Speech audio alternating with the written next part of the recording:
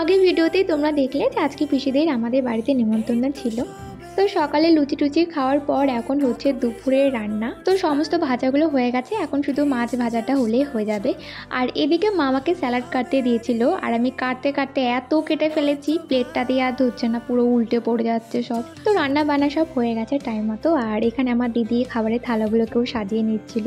তো খাবারে ছিল ফ্রাইড রাইস, বেগুন ভাজা, কলা ভাজা, আর এটা হচ্ছে আমার মায়ের হাতের পটলের একটা স্পেশাল রেসিপি। খেতে খুব সুন্দর হয়, মানে যারা পটল খায় না তারাও খেয়ে নেবে।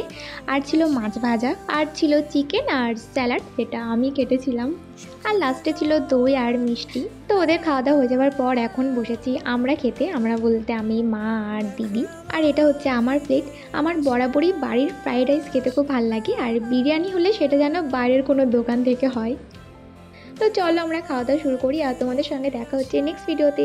টাটা।